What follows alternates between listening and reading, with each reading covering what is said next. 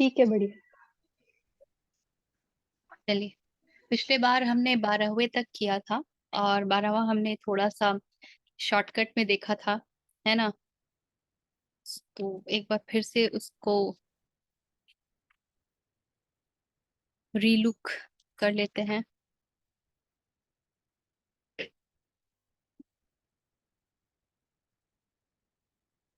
हम्म।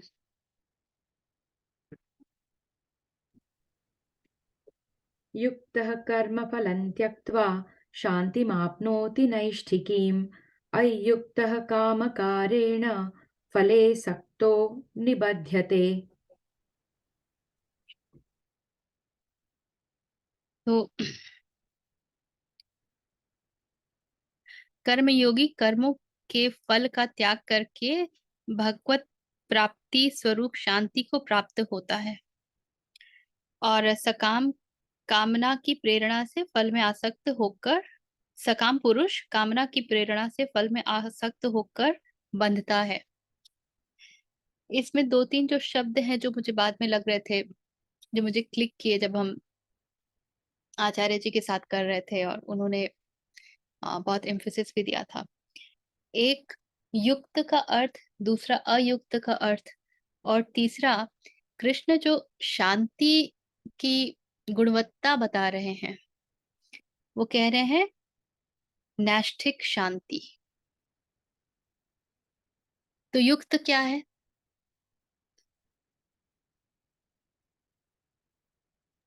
युक्त माने क्या? युक्त यानी जुड़ना, और युक्त यानी युक्ति, हम्म। थॉटफुलनेस जिसको कहते हैं वो भी। युज से आया है युक्त, और युज का मतलब होता है जुड़ना। तो किससे जुड़ना? परमात्मा से। तो परम से जुड़ना, या स्वयं से जुड़ना, जो हम्म। ब्रह्म से जुड़ना, या जिसको आप स्रोत बोले, जो भी शब्द आप चयन करें, उससे जुड़ना जो है वो युक्त हो जाना है। तो कहते हैं कृष्ण की जो युक्त है वो कर्म फल का त्याग करके, कर्म फलम त्यक्त्वा, क्योंकि वो युक्त है तो उसे कर्म फल की अब आप आकांक्षा ही नहीं बचेगी। जहां हमारी, हमने ये बात तो कितनी बार कही है ना, कि हमारी बड़ी से बड़ी आकांक्षा क्या होती है, और आकांक्षाएं खत्म क्यों नहीं होती हैं। ऐसा क्यों होता है कि जब हम एक आकांक्षा की प्राप्ति करते हैं तो फिर दूसरी आकांक्षा अपने आप ही खड़ी हो जाती है। जैसे गाड़ी खरीदी तो अब घर चाहिए, घर आ गया तो इंटीरियर डेकोरेशन चाहिए, वो आ गया तो दूसरा घर चाहिए, वो आ गया तो वेकेशन चाहिए। ये तो हो गया एक साइड। दूसरे साइड, अभी जूनियर मैनेजर थे तो असिस्टेंट मैनेजर बनना है, असिस्टेंट हो गए तो डिप्टी बनना है, डिप्टी हो गए तो मैनेजर बनना है, मैनेजर हो गए तो, and that also is kind of never ending. उसी प्रकार आप किसी भी क्षेत्र में देख लीजिए, मनुष्य थमता नहीं है। ऐसा कभी नहीं होता कि दो कपड़े खरीद के आप बोलते हो कि हो गया मेरा। मेरे अलमीरा में यदि 5 जोड़ी हैं और उतना मेरे लिए पर्याप्त है तो मुझे छठा नहीं चाहिए। यहाँ तक कि इम्पल्स शॉपिंग भी उसी कारण से होता है। घर में सामान भरता जाता है, क्यों पता नहीं, और उसका क्या करे वो भी पता नहीं, किंतु सामान बिल्कुल भरा जा रहा है। और हर हर दृष्टि से, ये खा लिया तो अब ये खाना है, इस रेस्टोरेंट में चले गए तो उस रेस्टोरेंट में जाना है। कोई भी क्षेत्र आप उठा लें तो ये होता ही नहीं है कि हम थम पाते हैं। इंद्रियां भाग ही रही हैं विषयों की तरफ, और विषय जो है हमको पुकार ही रहे हैं। हम वो देखते ही नहीं है कि ये चल क्या रहा है चक्कर। तो होता यूं है कि वो जो भीतर एक खालीपन होता है, जो वॉइड होता है, वो स्थान होता है आत्म साक्षात्कार का। वो स्थान होता है युज का। लेकिन कृष्ण के लिए अच्युतम शब्द का प्रयोग किया जाता है। हम सब तो च्यूत हैं, छिटके हुए। तो जो वहां पर युक्त हो गया, जो मिल गया, सबसे बड़ा जो संभव है, मतलब वो इतना बड़ा है कि लोग उसके विषय में सोचते भी नहीं है। People hardly hardly they say that that is my ambition. Anything less than that I can't settle down. वो एम्बिशन ही नहीं बनाते हैं। क्यों? क्योंकि वो एम्बिशन इतना कठिन लगता है, वो दुर्गम लगता है, असंभव लगता है, सोच भी नहीं पाते हैं उस दिशा में, तो ध्यान ही नहीं जाता है। प्रकृति अपने गुणों से पूरा हिसाब किताब वैसी बिछाई हुई है, तो उसके बाहर झांकने के लिए थोड़ी स्थिरता चाहिए। और हमारी स्थिति तो ऐसी है कि हम आप आप देखिए, जो लोग शुरुआत ध्यान में जब बिल्कुल नए नए उतरने की का प्रयास करते हैं ना, ध्यान की प्रक्रियाओं की बात कर रही हूँ मैं, तो जब नए नए उतरने का प्रयास करते हैं कि थोड़ी देर मौन हो जाए, थोड़ी देर मौन हो जाए, विचारों पे थोड़ा ध्यान देते हैं, मन कहाँ कहाँ भाग रहा है, किस किस तरह के विचार मन में आ रहे हैं, उसके ऊपर ध्यान देते हैं, 2 मिनट भी असंभव होता है। मुझे याद है जब मैं छोटी थी, 5 वर्ष की आयु रही होगी मेरी, मेरी माँ ने मुझे बुला के कहा था कि बेटा सिर्फ 1 मिनट चुप रहना है, रह लोगी? तो मैंने कहा ठीक है, और 15वें सेकंड में मैं खिलखिला के हंस पड़ी थी। सवाल ही नहीं था कि चुप हो सके। अभी भी पूरे दिन मन उलझा रहे, कुछ न कुछ ताना बाना चलता रहेगा, कहीं जाना है, आना है, क्या करना है, कुछ नहीं तो 1 घंटे में किसी से मिलना है, कुछ नहीं होता है तो फोन घुमा देते हैं। अब तो मन को वो अब झुंझुना और भी बड़ा वाला मिल गया है। हम लोग तो जब छोटे थे तो ये सब झुंझुने थे ही नहीं।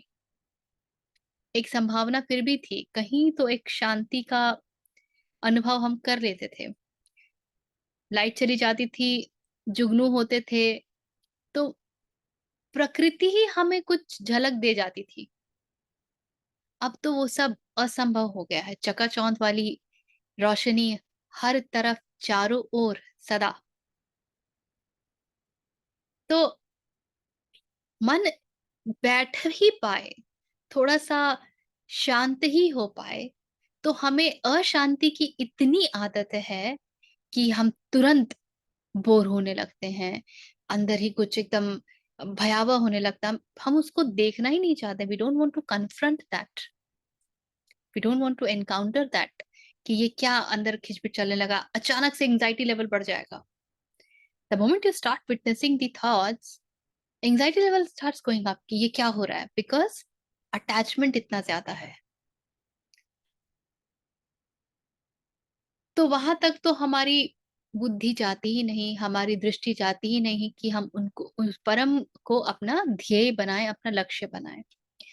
किंतु जो युक्त होता है, जो वहां बैठा है, जो वहां पहुंच गया है, उसे तो जो सबसे बड़ा हो सकता था वो मिल चुका है। अब उसे किसी चीज की आकांक्षा ही नहीं बची, बल्कि जो वहां पहुंच गया उसका तो विगलन हो गया, अब वो तो बचा ही नहीं, अब तो जो बचा वो है परमात्मा। तो कर्म फल भी कौन चाहेगा? कर्म फल की इच्छा भी कौन करेगा? कर्म फल की इच्छा करने वाला ही नहीं बचा। इसलिए जो युक्त है वो कर्म फल त्याग कर, कर्म फलम त्यक्त्वा शाम शांतिम आपनोति नैष्ठिकीम, शांति में,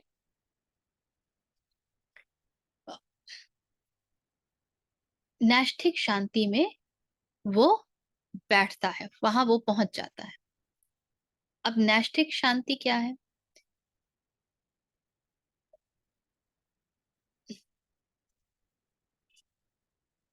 संसार में हम जिस शांति का अनुभव करते हैं, मोबाइल फोन खरीद लिया तो एक क्षण की शांति मिलती है ना, कितना आनंद आता है। कुछ अच्छा खाने गए, खा लिया, एक बड़े समय से आइसक्रीम खाने की इच्छा थी, खा लिया, तो कुछ पल में कितना मजा आता है कि आहा हो गया, वैसा करके। संसार में जो भी शांति का अनुभव होता है वो अशांति के बिना असंभव है, क्योंकि द्वैत है ना संसार। तो द्वैत में दोनों का होना आवश्यक है। जैसे हम कहते हैं कि प्रेम है सिर्फ प्रेम, या मुक्ति है सिर्फ मुक्ति, उसका कोई द्वैत विपरीत नहीं है।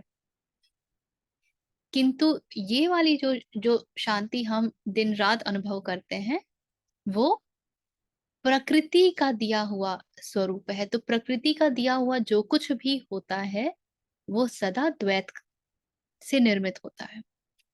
तो जैसे कि एक अंगूठे को ऐसे से यूं खींचिए, खूब खींचिए, खूब खींचिए, खूब खींचिए और छोड़ दीजिए, कितना मजा आता है, एकदम मजा आता है, एकदम लगता है क्या रिलैक्स्ड। दिन भर आप ऑफिस में बैठे हुए हैं, कपड़े पहन करके एकदम ऑफिशियल, शाम को आते हैं, चेंज करते हैं, हल्के ढुलके कपड़े में आते हैं, कितना रिलैक्स्ड। तो जब तक वो परेशानी नहीं थी, तब तक यहाँ पे रिलैक्सेशन, शांति, उसका अनुभव हमारे पास होता ही नहीं। किंतु जो कृष्ण के पास है, जो युक्त है, वो जिस शांति का अनुभव करता है, वो शांति अनकॉम्प्रोमाइज्ड है। उसमें द्वैत के लिए कोई स्थान ही नहीं है, बस शांति है। हमारी जो शांति होती है वो किसी कारण से होती है। अभी हमने कपड़े चेंज किए, रिलैक्स हुए तो अच्छा लगा, कारण। आइसक्रीम खा लिया, बड़ी इच्छा थी, अच्छा लगा, कारण। कुछ खरीद लिया, बहुत समय से सोचा था, वो एंजाइटी थी, कारण। एग्जाम दिया था, बहुत एंजाइटी थी, एंग्शियस थे, मार्क्स कैसा आएगा, कैसा आएगा, रिजल्ट आ गया, कारण। तब शांति मिलती है कि चलो ये खत्म हुआ। इंटरव्यू दिया था, सिलेक्शन हो गया, कारण। बिना कारण के हमें शांति उपलब्ध ही नहीं है। किंतु जो युक्त है, उसके पास जो शांति उपलब्ध होती है, या वो जिस शांति को उपलब्ध हो जाता है, वो बस शांति है, बस शांति है, अकारण है, कोई कारण नहीं होता है। जैसे हमने कई बार ये बात की है ना कि एक आपका पर्सनल रिलेशनशिप होना बहुत आवश्यक है, जिसको आप या श्रेष्ठ मान लें, बड़ा मान लें, यदि चाहे वो आपके लिए साकार रूप में ही क्यों ना हो, कृष्ण ही हो, जिसके सामने आप सब कुछ बोल पाते हैं, जिनसे कुछ भी साझा कर पाते हैं, सोचते नहीं हैं। मेरी एक स्कूल की फ्रेंड है, वो कृष्ण को बहुत मानती हैं, मतलब it is like he only exist. मैंने उनसे एक बार पूछा था कि what does Krishna means to you, Krishna का आप, तुम्हारे लिए अर्थ क्या है। She said it means for me an unconditional space, जहां पर मैं सब कुछ बोल सकती हूँ बिना जजमेंट के डरे। इट मीन्स अ स्पेस जहां मैं बहुत प्रोटेक्टेड फील करती हूँ, मुझे लगता है कि वो है और वो मुझे मार्गदर्शन दे रहा है। कई बार जब मुझे कुछ समझ नहीं आता है तो मैं कहती हूँ कृष्ण रास्ता दिखाओ, कृष्ण रास्ता दिखाओ, और वो मुझे मार्गदर्शन भी देते हैं। That's a space which is सर्वे सर्वा। मुझे और किसी चीज की आवश्यकता ही नहीं है। कुछ भी मन में खटपट हो, I can just be there, be in that silence, have a word with him, and it feels as if there is this connect. तो उस कनेक्ट का हमारे लिए जो छिटका छिटके हुए हैं, जो अयुक्त हैं, उसका बड़ा महत्व है। वो आपको सुमिरन करने में बड़ा मदद करता है, कि एक धारा बहती रहे सदा, अविरल, बिना किसी रुकावट के। जब आप उसे ही याद कर रहे हैं, तो कोई पूछे कि आभा जी मन में क्या चल रहा है, कृष्ण चल रहे हैं। अब अनर्गल विचारों के लिए कोई स्थान ही नहीं है, डरने के लिए कोई स्थान ही नहीं है। क्यों? क्योंकि मैंने संसार में अपना कार्य किया और कृष्ण चल रहे हैं। मेरे स्वधर्म के अनुसार जो कुछ भी होना है, या जो भी कार्य मेरे इस रोल प्ले में मुझे करना है, अनअटैच्ड होकर के, वो सब मैंने किया, और मन में क्या चल रहा है, कृष्ण चल रहे हैं। तो जहां सिर्फ कृष्ण चल रहे हैं वहां पर तो किसी और चीज के लिए स्थान ही नहीं बचता है। तो आप एक अकारण शांति का अनुभव स्वतः करेंगे। ये आपको, मैं बोलूंगी कि इसको एज एन एक्सपेरिमेंट ही कर लीजिए, लेकिन करके देखिए। बस ये इतना ध्यान रहे कि जब जैसे ही कुछ विचार ही आता है तो कृष्ण, और फिर देखिए क्या होता है। अकारण शांति। सब कुछ गड़बड़ चल रहा होगा शायद जीवन में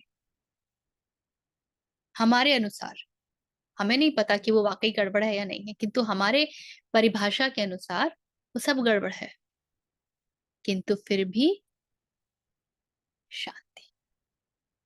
तो वो शांति जो है तब होता है जब आप युक्त होते हैं। अन्यथा अयुक्त काम कारेण, जो अयुक्त है वो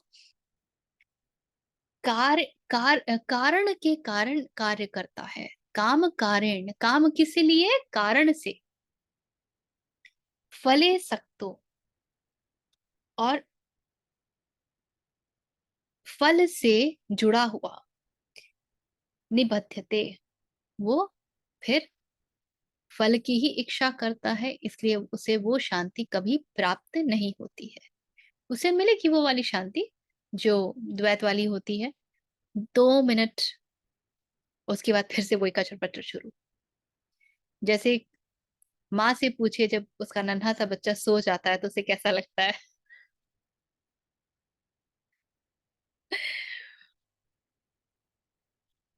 सोया रहे सोया रहे। वो क्या शांति होती, क्योंकि उसके पहले कितना हंगामा हुआ होता है। तो हम जिस शांति का अनुभव करते हैं वो हमेशा वैसी ही होती है। ठीक है। इसमें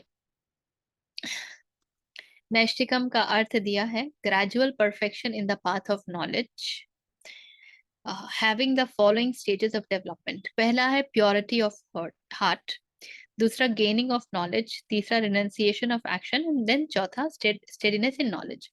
तो प्योरिटी ऑफ हार्ट के लिए कर्म योग, जब मन आपका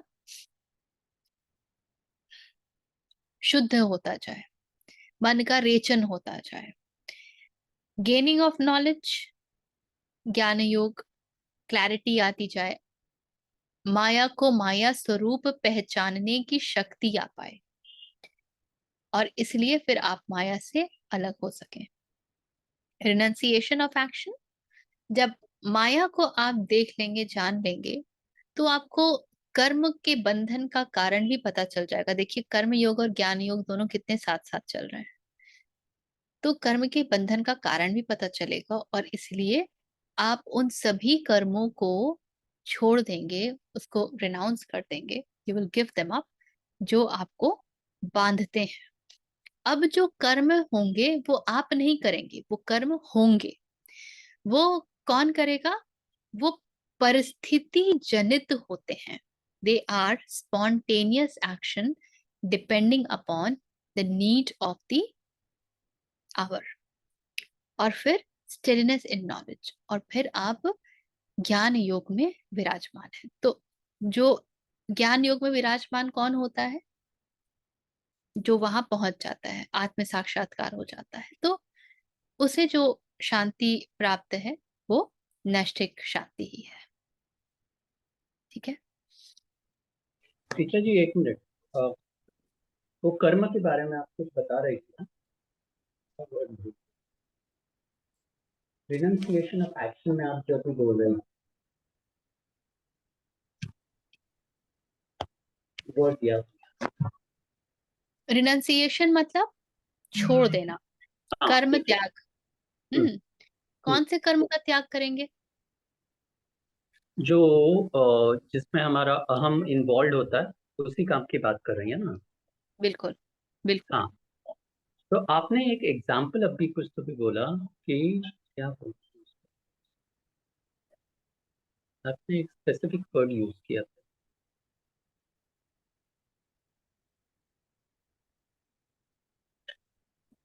स्पॉन्टेनियस। हाँ, स्पॉन्टेनियस, उसका एग्जाम्पल बताइए ना। राइट, स्पॉन्टेनियस आपने बताया, लेकिन इसका कोई डेली एग्जाम्पल आप बताएंगे? एक ज़ेन कहानी है। हाँ, एक ज़ेन फकीर जो है वो बाजार गया सब्जी लाने। उसको एक आदमी मिला, उसने पूछा सब्जी लाने जा रहे हो? तो उसने कहा नहीं, मैं तो सैर पे निकला हूँ। अच्छा। अगले दिन वो फिर निकला, तो इस व्यक्ति ने पूछा सैर पे निकले हो? नहीं, मैं तो मंदिर जा रहा हूँ। फिर वो तीसरे दिन निकला। फिर उस व्यक्ति ने सोच लिया था कि अब मैं इसको दोनों पूछूंगा कि सैर पे जा रहे हो या मंदिर जा रहे हो, सैर पे जा रहे हो या मंदिर जा रहे हो? तो कहते सब्जी लाने जा रहा हूँ। तो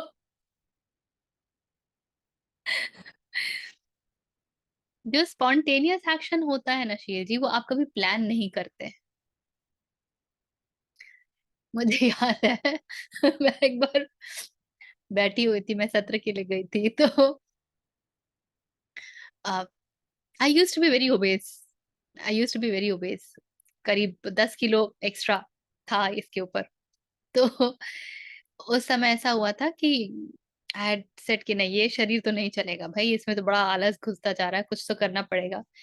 और जब भी मैंने ऐसा कहा तो फिर मुझे रास्ते भी मिले, फिर एरोबिक्स वगैरह से शुरुआत हुई, and then lot of stuff came along, and then तो जब सत्र के लिए गई थी तो बहुत सारे लोग अचानक से देख करके मुझे उस रूप में एकदम आश्चर्यचकित हो गए। तो एक थे, उन्होंने मुझसे पूछा अरे ऋचा जी, ऋचा मैम, आप क्या कर रहे हो आजकल, एकदम पतले हो गए हो आप। तो मैंने कहा कैसा है ना देवेश जी, आजकल काम धंधा कुछ नहीं है, खाने पीने को नहीं मिल रहा है। तो बिल्कुल स्वतः ही निकल गया क्योंकि ये होता क्या है कि लोगों की अपेक्षा होती है कि आप बताएं कि देखिए आपने कितना काम किया है दुबले होने के लिए, and this was so important and blah blah भी। मेरे एक कुत्ता ने आगे के सारे प्रश्न ही मार दिए। तो जो स्पॉन्टेनियस कर्म होता है ना शीर जी, वो तब होता है जब आप इस क्षण को पूरे तरीके से उपलब्ध हो, अतः आपके पास वो अवेयरनेस है कि क्या आवश्यक है। आप एक ही बात पे कभी बच्चे की पिटाई भी कर सकते हो, कभी उसे प्यार से समझा भी सकते हो, और कभी इग्नोर भी कर सकते हो on the same thing. It totally depends upon what is the need of the hour, और वो हम डिसाइड नहीं कर सकते, वो हम डिसाइड नहीं कर सकते। That happens, that happens when you are not caught in images। मैंने ये उदाहरण दिया था एक बारी कि I was going on my two wheeler, and वो ऑटो रिक्शा वगैरह आगे से भिड़ाए हुए था, तो मैं रुकी हुई थी। तो नहीं, मैं कार में जा रही थी, यहाँ तो रास्ता थोड़ा सकरा था। तो उधर से एक अंकल आए हमारी सोसाइटी की। So initially I used to really respect him. Slowly slowly मेरा सारा रेस्पेक्ट चला गया when I came to know about all the stuff that he keeps doing sitting in RWA, which was very unethical। So I don't feel like even saying him namaste. So when he was coming, he looked at me and he said कि अरे निकाल ना, डर क्यों रही है? मुझे बाद में ये लगा कि मैंने ये क्यों नहीं कहा कि अंकल आप है तो डरना तो पड़ेगा ही, क्योंकि उस समय मैं उनके इमेज में कॉट थी। My mind was occupied that I want to ignore this person. I do not want to confront this person. और जब दिमाग वहां पे फंसा हुआ है, मन वहां पे भटक रहा है, तो मेरे पास एक मौका था, किंतु मैं उसको यूटिलाइज नहीं कर सकी। तो स्पॉन्टेनियस एक्शन तब होता है जब आप इस क्षण को पूरे तरीके से उपलब्ध होते हो, फिर वो हो जाता है। उसका उदाहरण मैं क्या दूं? मैं जो भी उदाहरण दूंगी वो सब तो अब पास्ट है, सब भूत है। अभी ही जैसे कि हम बात करते हैं ना, तो मैंने कुछ सोचा थोड़ी होता है, कुछ तय थोड़ी किया होता है कि क्या बोलना है।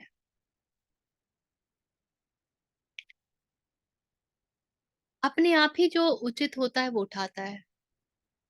ना तो मुझे ये सारे एनेक्डोट्स, स्टोरीज ये सब याद रहती हैं। वैसे आप पूछोगे तो मुझे शायद ही कोई स्टोरी याद रहेगी, किंतु इस क्षण वो सब स्वतः ही आता है।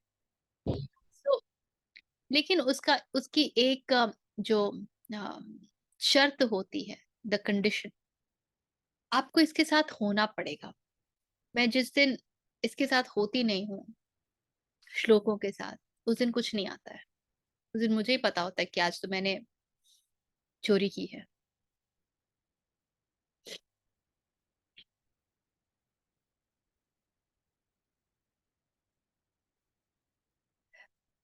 तो मन को जितना खाली आप कर सकेंगे, हाँ, when you operate without any identity, a spontaneous action takes place. Absolutely, absolutely. तो मन को जितना खाली कर सकेंगे स्पॉन्टेनियस एक्शन के लिए, उतना ही उसकी संभावना उतनी ही बढ़ती जाएगी।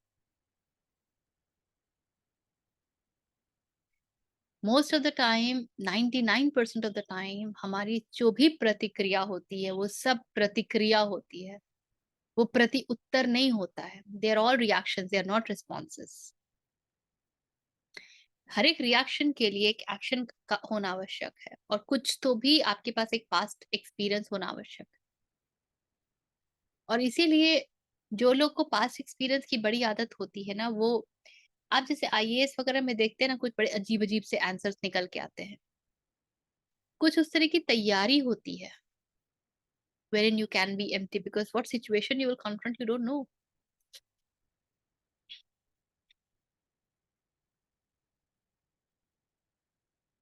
तो अपने आप को इमेजेस से, सेल्फ ऑब्सेशन से, आइडेंटिटी से थोड़ा सा दूर करना पड़ता है, खाली करना पड़ता है। उसके बाद हो जाता है, उसी को स्पॉन्टेनियस एक्शन कहते हैं।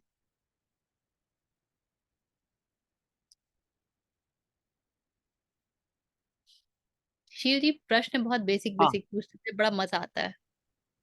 हाँ, नहीं वो आपने एक बहुत अच्छा वर्ड यूज किया था, वो निकल गया बाद में स्पॉन्टेनियस, तो उसको एक फिल करने के लिए वो चालू, नहीं तो फिर कितना देर सोचेंगे, वो याद नहीं आ रहा। चलो बढ़िया, गुड, थैंक यू। हम्म।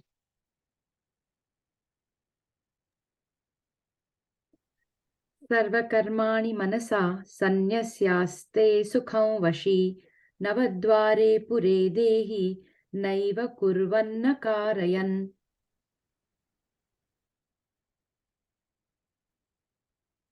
सर्वकर्माणि, सभी कार्य, मनसा संन्यस्यास्ते, संन्यास संन्यास से संबंधित, having renounced. Manasa is when you use your mind for discrimination. So sukham vashi, so vashi is the one who is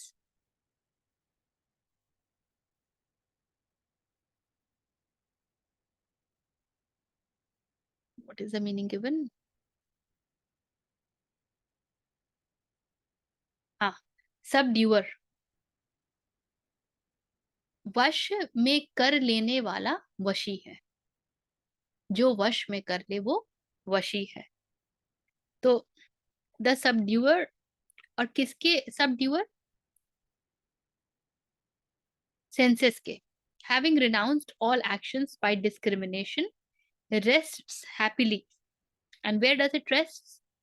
Navadware Pure. It rests in Navadware Pure Dehi, the body which has got 9 gates. Nav Kurvan Karayan. Neither he is acting, nor he is causing any other to act.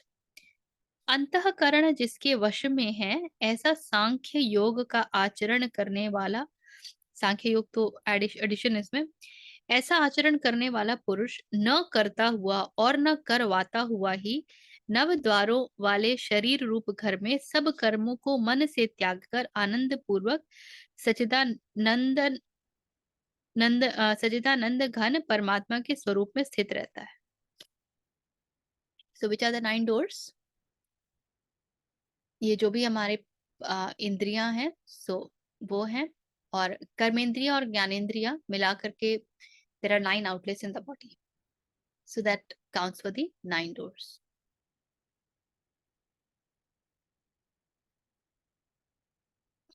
Why is 9 door important? Why Krishna has to say about 9 door? उसी से तो हम सब उन्हीं के वश में आके तो हम एक्ट करते हैं।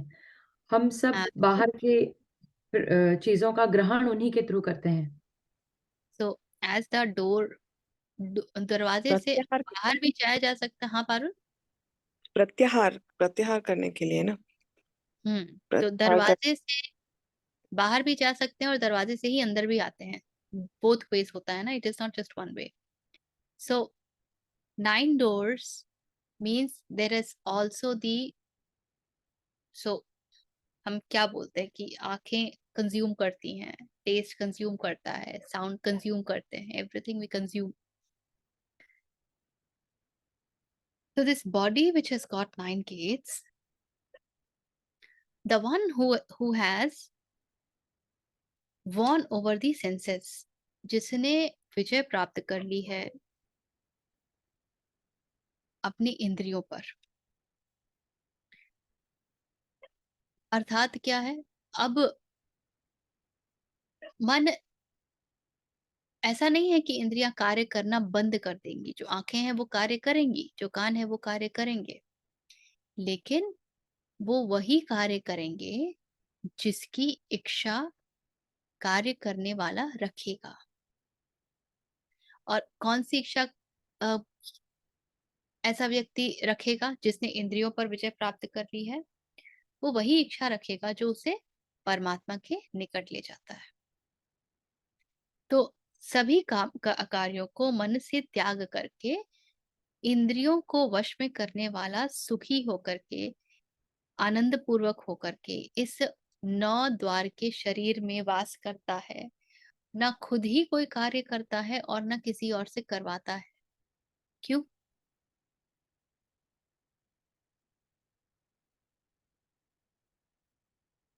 खुद कार्य क्यों नहीं करता? क्योंकि वो अकर्ता है। He's offering everything to higher power. मतलब वो कर्ता भाव में नहीं, डूअरशिप में ही नहीं। और किसी और से क्यों नहीं करवाता है? क्योंकि उसको पता है वो भी डूअर नहीं है, वो उसका भी हो रहा है और उसका भी, दोनों का ही जो भी है ये सब हो रहा है, तो वो भी कुछ नहीं कहता और खुद भी नहीं कहता। किसी और से करवाना साक्षी भी भाव में तो हो कर्ता जाता भाव है। ही है। चाहे खुद करो चाहे किसी से करवाओ, करवाने वाला भी तो आपका मन, आपकी आइडेंटिटी ही है। हाँ, आइडेंटिटी है। तो अगर जो करता, हाँ बोलिए पारू। हाँ मीन्स अगर वो किसी और से करवाएगा तो फिर वो, इसको कहते हैं ना, एंटेंगलमेंट हो जाएगा कर्मा का। वो भी तो एक कर्ता भाव ही है कि मैं करवा रहा हूँ। हाँ वो भी है। उसके बिना तो किसी और से कार्य भी नहीं करवा सकते। तो कितनी मजेदार बात है। शॉपिंग मॉल में जाए और आंखें कहीं जाए ही ना, या शॉपिंग मॉल ही तक ना पहुंचे।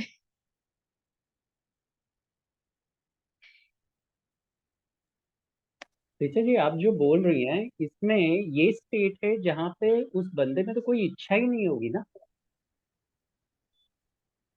इसलिए फिर कुछ कर्म करने का मतलब ही नहीं बनता है। मतलब अगर मैं खुद को ही पूर्ण समझ रहा हूँ, मतलब आपने जो बताया कि अगर वो आत्मा में इतना क्लोज निकट आ रहा है तो उसके मन में स्वाभाविक है कि शांत होगा, तो कुछ उसको पूर्ण करने के लिए उसके मन में कुछ इच्छा ही नहीं होगी,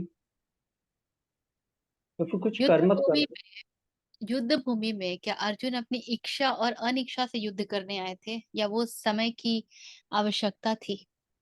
उस समय की आवश्यकता थी। तो आप ये क्यों भूल जा रहे हैं कि जो प्रकृति अपना कार्य करेगी और वो आवश्यकताओं को निर्मित करेगी और गुण धर्म कार्य भी करेंगे। कृष्ण ने पहले ही कहा है कि तुम्हें लगता है कि तुम कार्य कर रहे हो, किंतु यहाँ हर एक कार्य गुणों द्वारा किया जा रहा है। तो प्रकृति अपना खेल खेलेगी और गुण कार्य करेंगे। मौसम बदलेंगे, शरीर को ठंड लगेगा तो शरीर अपने लिए रजाई का इंतजाम करेगा। शरीर को भूख लगेगी तो शरीर अपने लिए भोजन का इंतजाम करेगा।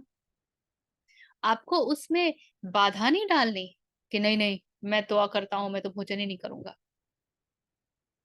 जो करता है उससे तो भोजन वैसे भी नहीं लगना, और इसलिए उसके पास भोजन का कोई चॉइस नहीं रहेगा कि भाई मुझे ये खाना है या ये खाना है। जो भी सहजता से उपलब्ध है वो खा लेगा। जो भी सहजता से उपलब्ध है वो खा लेगा। तो शरीर अपना कार्य करेंगे, वो प्रकृति अपना कार्य करेगी। आप अगर मान लीजिए आप डॉक्टर हैं, आपके पास यदि पेशेंट आएंगे तो आप उनका उपचार करेंगे। और क्योंकि आपके भीतर वही एक स्किल है, तो आप ये भी बताएंगे सबको कि भाई ये स्किल है, जिसे उपचार की आवश्यकता हो वो आ सकता है। अब वहां उपचार के लिए आएगा तो आप वहां पैसे बनाने नहीं बैठेंगे ना। जो आवश्यक है, जितना है उतना आप उससे पैसे भी लेंगे, फीस भी लेंगे। किंतु कोई एंजियोग्राफी कराने आएगा और उसका एंजियो प्लास्टिक करके ही छोड़ेंगे, ऐसा तो आप नहीं करेंगे फिर, कि कुछ ना कुछ तो दवाई देनी ही है। नहीं आवश्यक है तो नहीं भी देंगे।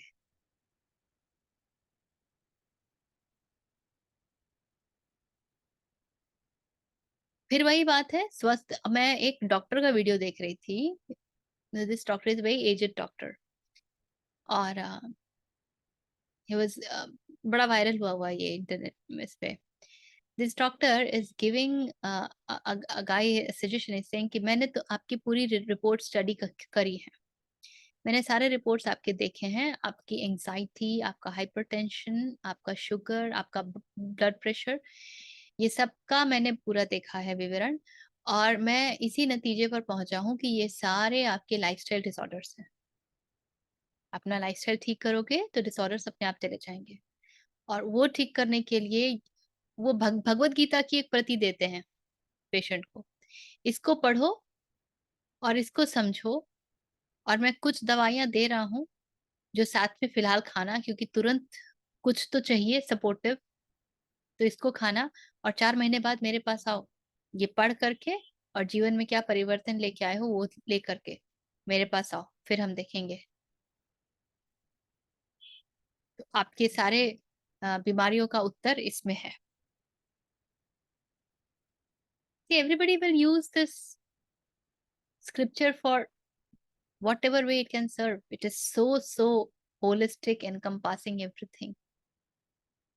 जिसको जिस दिशा से अब, उसे कोई भगवत गीता पढ़ने का उस पेशेंट को चाव नहीं आ रहा होगा कि यार मैं भगवत गीता पढूं, काहे को पढूं। किंतु अब उसकी शारीरिक अवस्था ने और एक डॉक्टर ने उसे उस ओर उन्मुख कर दिया। अब हो सकता है वो गीता भले ये पढ़ने के लिए उठाए कि भाई इसमें लाइफस्टाइल डिसऑर्डर को ठीक कैसे किया जाए, किंतु उसे उसके अलावा उसमें और भी बहुत कुछ मिल सकता है ना। संभावना तो बन गई, संभावना तो बन गई ना। तो किस कारण से कृष्ण के पास हम पहुंचेंगे, और हम हो सकता है किसी और कारण से पहुंचे, और कारण ही खत्म हो जाए, कृष्ण ही के हम दास हो जाए। मुझे याद है सत्र में एक व्यक्ति आते थे, धवल जी नाम था उनका। वो हमेशा आते थे कि बड़ा एक्सपेरिमेंट वगैरह करते रहते थे, बताते रहते थे। वो क्वाइट सीनियर सिटीजन कैटेगरी में। तो एक बार हमसे भी बैठे हुए थे, बाकी सब लोग शिविर पे गए हुए थे, तो ही वाज टॉकिंग कि मैं इस कारण से आता हूँ, उस कारण से नहीं छोड़ता हूँ सत्र को। So there was another guy who said कि क्यों हमेशा कारण से, क्यों आप हमेशा कारण से ही क्यों आते हैं यहाँ पर? आप कारण से आइएगा तो जिस दिन कारण खत्म हो जाएगा उस दिन आप आना ही छोड़ दीजिएगा। तो मैंने कहा था कि ठीक है ना, let him come because of reason, but let the reason dissolve. वो कारण से यहाँ आए, किंतु यहाँ आकर के कारण का ही विघलन हो जाए। क्यों क्यों होगा वो? क्योंकि वो जिस कारण से यहाँ आए हैं वो शायद 10 रुपए के लिए आए हैं, और यहाँ तो भाई करोड़ों रखे हैं। तो अब 10 रुपए का लालच ही नहीं बचेगा। आप आए भले किसी कारण से, उसका विघलन हो जाए। तो आप जो भी कार्य कर रहे हैं, जो कि आपके गुण धर्म ने चूज किया है, अभी जो आप कौन सा कार्य करेंगे, अब ये तो हमारी विडंबना है कि मनुष्य ही एक ऐसा प्रजाति है जिसको अपने भोजन पानी के लिए कुछ करना पड़ता है। शेष सबको उपलब्ध है। कोई, आप खेत में चले जाइए और फल तोड़ दीजिए तो आपके पीछे डंडा लेके भागेंगे, लेकिन कोई भी पंछी जाकर के कहीं भी किसी भी फल के ऊपर चोंच मारेगा, कोई उसको कुछ नहीं बोल सकता है। तो ये मनुष्य की विडंबना है कि उसे यदि कुछ चाहिए तो उसके लिए उसको श्रम करना ही पड़ेगा। लेकिन बड़ी मजेदार बात है, आप कौन सा श्रम करें उसका पूरा गुण धर्म आपके भीतर होता है। किसके लिए बोलने वाला कार्य उचित है, किसके लिए श्रम वाला कार्य उचित है, किसको लॉ एंड ऑर्डर में जाना चाहिए, किसको अकाउंटिंग में जाना चाहिए, किसको मैनेजमेंट में जाना चाहिए। हर एक प्रकार के गुण आपके भीतर हैं, और कौन सा गुण ज्यादा प्रीडोमिनेंट है उसके बेसिस पे you choose. There is this test which happens, आप लोगों ने सुना है कि नहीं, DMIT कहते हैं। सो डर्मेटोलॉजिकली मल्टीपल इंटेलिजेंस टेस्ट। उसमें हम फिंगरप्रिंट्स लेते हैं, एंड फिंगरप्रिंट्स का ये होता है, एनालिसिस होता है। So the software has been developed, it's very clumsy. वो पूरा रिपोर्ट निकाल के देता है बेस्ड ऑन फिंगरप्रिंट्स कि आपके कौन से प्री डोमिनेंट ट्रेट्स हैं, आपका बिहेवियर पैटर्न कैसा होगा, आप कितने जिद्दी होंगे, आप कितने फ्लेक्सिबल होंगे। अतः आपके लिए कौन सी, और आपका इवन इंटेलिजेंस, कौन सा इंटेलिजेंस ज्यादा काम करता है, स्पैटियल ज्यादा काम करता है, म्यूजिकल ज्यादा काम करता है, वर्बल ज्यादा काम करता है, क्रिएटिव ज्यादा काम करता है, कौन सा इंटेलिजेंस आपका ज्यादा काम करता है। तो based on that it also recommends which are the career choices that you should take, and it also recommends what are the hobbies that you should nurture which will be easier for you. It doesn't mean that अगर आप leadership के लिए ज्यादा suited हैं और आप probably chartered accountant के लिए सूटेड नहीं है, और आपको चार्टर्ड अकाउंटेंट बनने का बड़ा ये है, तो यू शुड नो दैट वहां पे आपको एफर्ट ज्यादा पुट करने पड़ेंगे। That may not come to you naturally, but there is something जो आपके गुण धर्म के अनुकूल है। तो इस संसार में हर व्यक्ति के गुण धर्म के अनुकूल कुछ ना कुछ है। अब हर कार्य में मैं घुस करके उसको विकृत भी कर सकती हूँ, और उसको मैं कृष्ण को भी समर्पित कर सकती हूँ। The whole beauty is to make any work that you are in spiritual. And how do you make it spiritual? The moment it is with the intention of supporting people. कि ये कार्य में मुझे दक्षता प्राप्त है, अब इस कार्य से जितने लोगों को का जो भी हित हो, इसलिए नहीं क्योंकि मेरा हित है। और कितना हित होगा ये मैं नहीं तय कर सकती हूँ, कितना हित होगा वो व्यक्ति तय करेगा। मेरा कार्य है सिर्फ उस कार्य को करना बिना किसी फल की आशा के, और उसकी अपेक्षा में जो मेरी आवश्यकताएं हैं उसके लिए मैंने पैसे भी लिए। तो हर कार्य को आप विकृत भी कर सकते हैं। द सेम न्यूक्लियर एनर्जी, उससे बॉम्ब बना लो या एनर्जी निकालने का सामग्री बना लो। द सेम नाइफ, उससे आम और सेब काट लो या किसी का गला काट लो,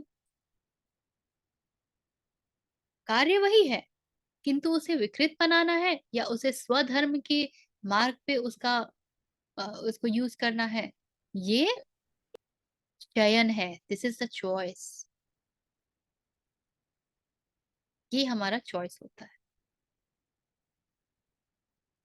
ये चॉइस लेकिन हम तभी ले सकेंगे जब इंद्रियों के वश में हम नहीं होंगे, किंतु हम उसके स्वामी होंगे।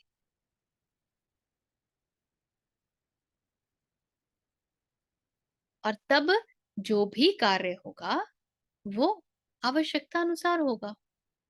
तो मैं कार्य करूं, मुझे दिन में 10 पेशेंट देखने हैं, नहीं, जितने आएंगे उतने देख लेंगे। कभी 15 आएंगे तो 15 भी देखेंगे, कभी 2 आएंगे तो भी देखेंगे।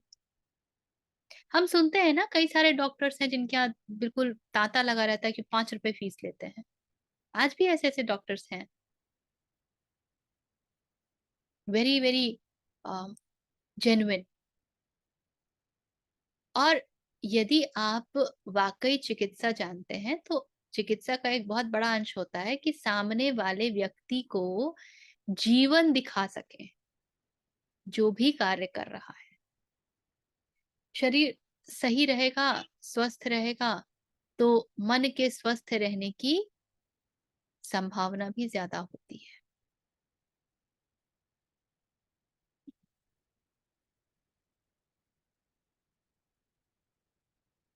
लेकिन जिसका शरीर स्वस्थ रहता है, उस समय वो उस क्षण का उपयोग करके अपने मन के स्वास्थ्य पर ध्यान नहीं देता है यदि, तो अपने आप कुछ समय के उपरांत शरीर अस्वस्थ हो जाता है। हम सबके जीवन में वो समय होता है जब शरीर बहुत स्वस्थ होता है। ज्यादातर लोग जब पैदा लेते हैं तो उनके गुर्दे, किडनी, फेफड़े सब सही सलामत होते हैं, हृदय सब कुछ सही सलामत होता है। बहुत कम लोग हैं कि भाई पैदा होते ही कैंसर है, पैदा होते ही हार्ट में चैलेंज है, पैदा होते ही किडनी खराब है। वो जो सब, और ये जो मशीन मिला है हमको, इसकी वो लाइफ, क्या कहते हैं, जो ड्यूरेशन ऑफ कितना चल सकती है, एक्सपायरी, इट इज 100-120 years, बशर्ते आप उसको ओवरलोड ना करें, बशर्ते आप उसकी ओवरवायलिंग करें, ग्रीसिंग करें, और आप उसको तरीके से चलाएं। पर हम वो तरीका समझना ही नहीं चाहते।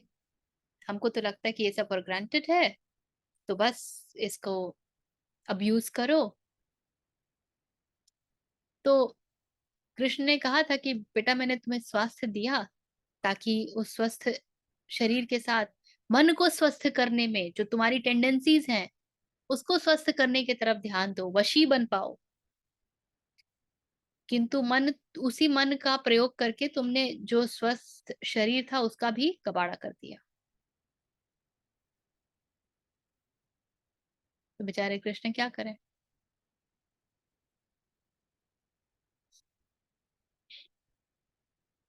ठीक है,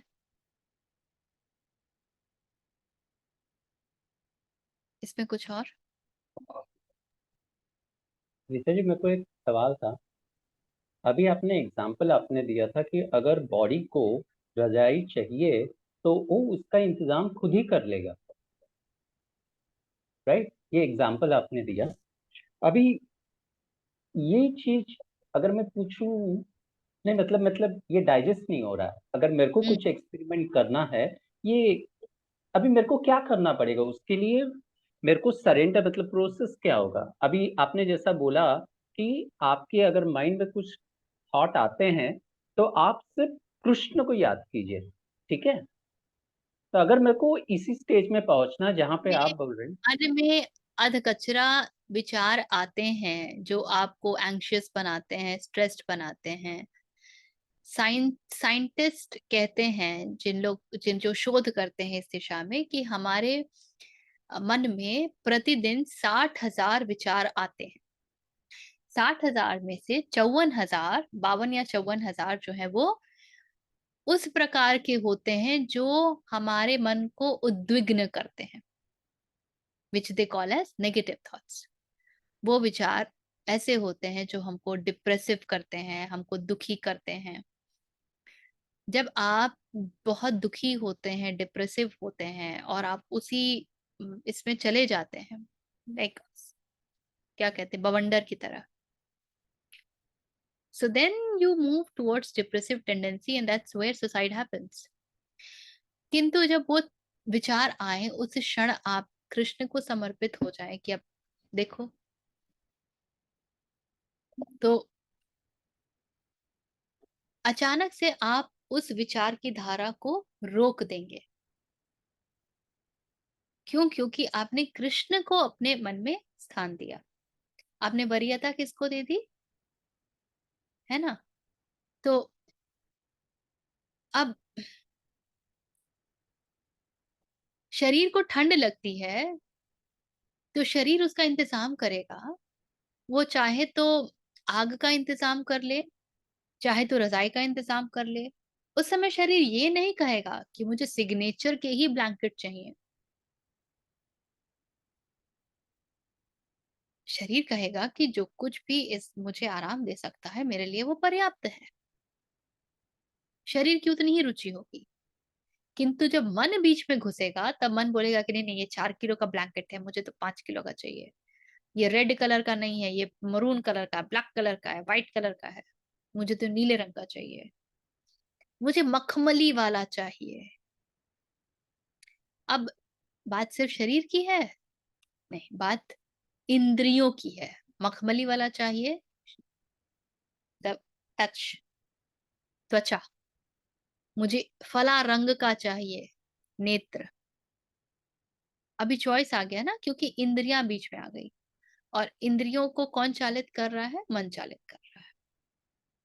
इंद्रियां, जब हम कृष्ण को देखते हैं कि वो रथ पर सवार हैं और घोड़ों की लगाम पकड़े हुए हैं, ये प्रतीकात्मक है ना।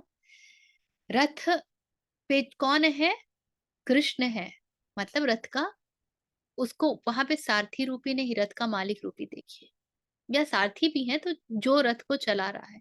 तो इस रथ को कौन चला रहा है? हम चला रहे हैं। वो घोड़े क्या हैं? वो घोड़े इंद्रियां हैं। उसकी लगाम यदि हमारे हाथ में नहीं है तो वो घोड़े कहीं भी लेके जाएंगे। किंतु उसकी लगाम यदि हमारे हाथ में है तो घोड़े वहीं को जाएंगे जहां आवश्यकता है। और उस रथ का मालिक यदि सोया पड़ा है तब तो रथ गई। ये है आपका रथ, शरीर। तो इंद्रियों के लिए नहीं, जो गुण धर्म प्रकृति के साथ आवश्यक है उसके लिए कार्य स्वतः ही होंगे। आपको प्यास लगेगी तो आप बिस्लरी का पानी पिएंगे या फिर पानी पिएंगे? पानी पिएंगे ना। जब लोग कहते हैं कि मुझे भूख लगी और मुझे फला के जगह से छोले भटूरे ही खाने, तो आपको पता है कि भूख नहीं लगी, उसको मन कर रहा छोले भटूरे खाने का, वहां का। जिसको भूख लगेगी वो तो पहले जो उपलब्ध है वो खा लेगा। शुद्धा महत्वपूर्ण है। Anything which is edible, good, that takes care of.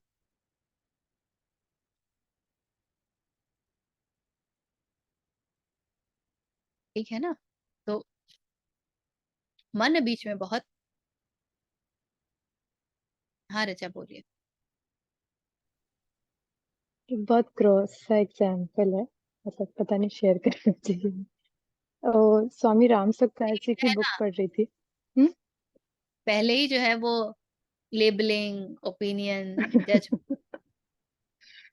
हाँ, तो वो कहते हैं कि जो हमारा शरीर है उसमें तुम टेस्टी से टेस्टी खाना खा लो, अगले दिन स्टूल बन के ही निकल जाना है। तो जो मशीन, तो ये तो एक मशीनरी है। तो तो टेस्ट के चक्कर में क्यों उसको खराब करना है? तो वो मुझे आजकल बहुत, मतलब मेरा थोड़ा ट्रीटमेंट चल रहा है तो मैं बहुत ज्यादा स्ट्रिक्ट डाइट कर, तो मुझे ये चीज बहुत हेल्प कर रही है। करेक्ट। शंकराचार्य तो आपने मल की बात कही ना, तो शंकराचार्य तो बच्चों को भी मल के रूप में देखते हैं। उस बच्चों के लिए उन्होंने जो शब्द का प्रयोग किया है ना, काकविष्ठा, क्योंकि वो उसी रास्ते आते हैं जिस रास्ते मल आते हैं।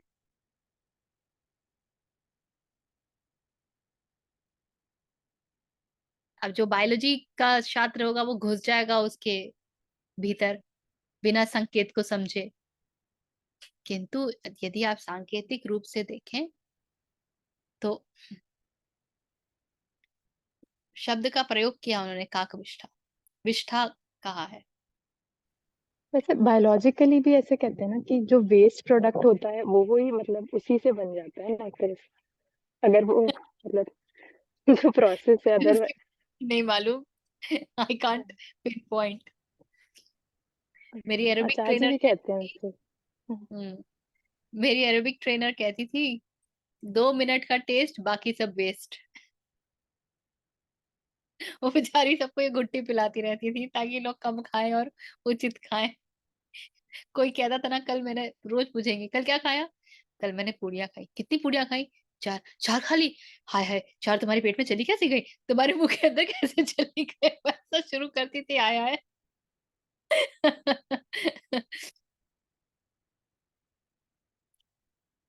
चलिए आगे बढ़ते हैं।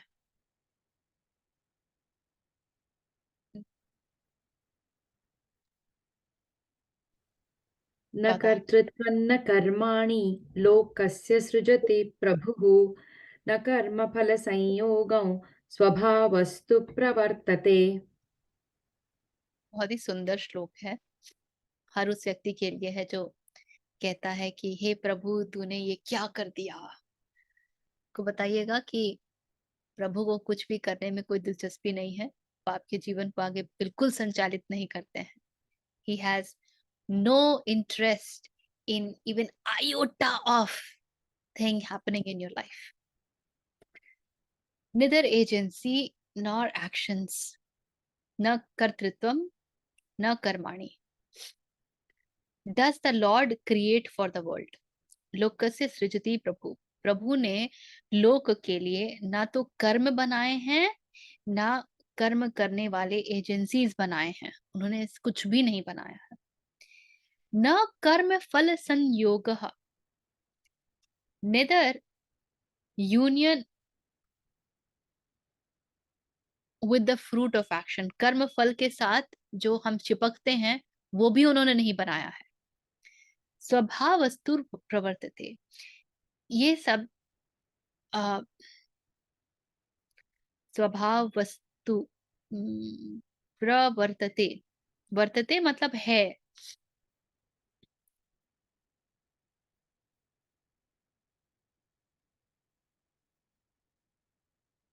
इसमें लिखा है it is universal ignorance that does it all. अच्छा, ये सब किस कारण होते हैं? ये सब स्वभाव के कारण होते हैं। स्वभाव अस्तु प्रवर्तते, स्वभाव है इसलिए ये होता है। अब ये कौन से स्वभाव की बात हो रही है यहाँ पे?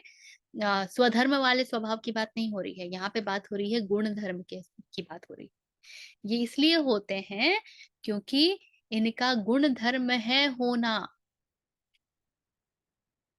कृष्ण को कोई रुचि नहीं है कि वो, जब ये हम लोग बड़े कन्वीनियंटली कहते हैं ना कि उसकी मर्जी से एक एक पत्ता हिलता है, परमेश्वर मनुष्यों को ना तो कर्तापन की, न कर्मों की और न कर्म फल के संयोग की ही रचना करते हैं, किंतु स्वभाव ही बढ़ रहा है। तो हम जब बड़े उदंड होके कहते हैं कि एक एक कर्म उसकी इच्छा से होता है, तो हम बेसिकली अपने कर्तापन के झूठ के जाल में फंसे जा रहे हैं। और क्योंकि हमारे भीतर इतनी आ, शक्ति नहीं होती है, गट्स नहीं होता है कि हम सामने से स्वीकार कर सकें कि हम कितने बेईमान हैं, तो हम सब कुछ उधर डाल दो, उधर चोरी करते हैं।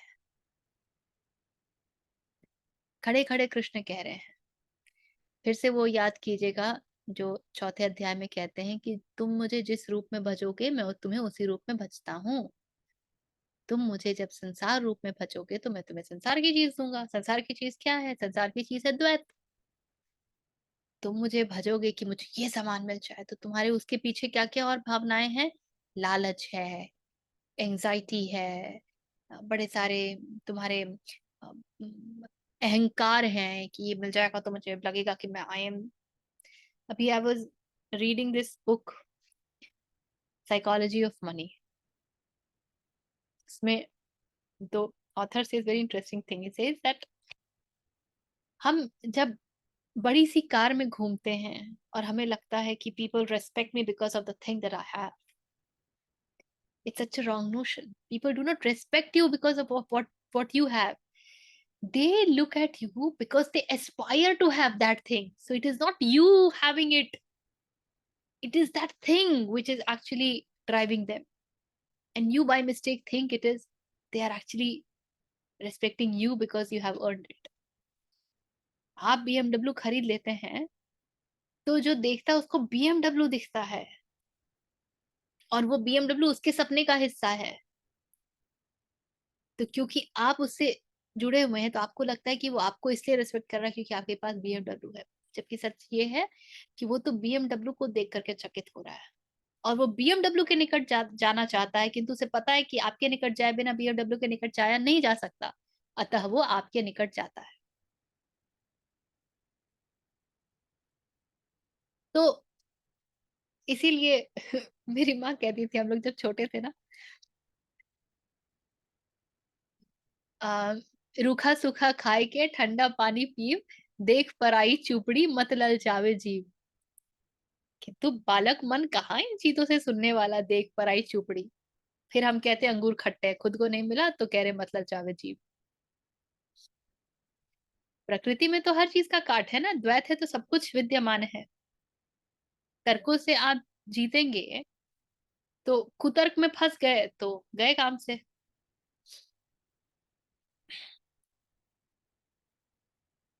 तो प्रभु की कोई इच्छा नहीं है, ना उन्होंने कोई कर्म बनाए हैं, ना उन्होंने कोई एजेंसी बनाई है, ना उन्होंने कर्म फल बनाए हैं। ये तो प्रकृति के नियम के अधीन है, अतः ये चलते रहते हैं। तो प्रकृति के नियम के अधीन यदि कर्म है और इसलिए चल रहे हैं, तो हमारे लिए क्या संदेश है? हमारे लिए ये संदेश है कि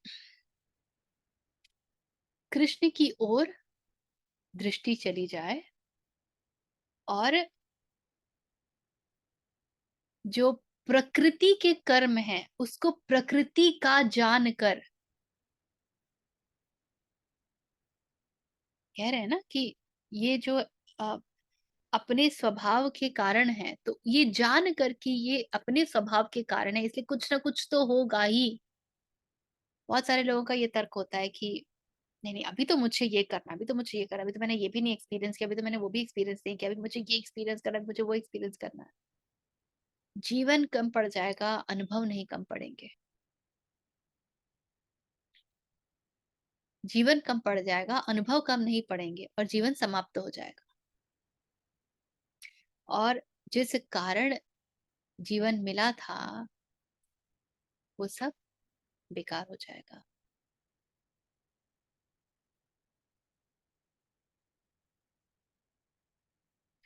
तो ये जानते हुए कि ये सब तो प्रकृति के कार्य हैं और प्रकृति करती रहेगी, तो फिर मेरा क्या कार्य है?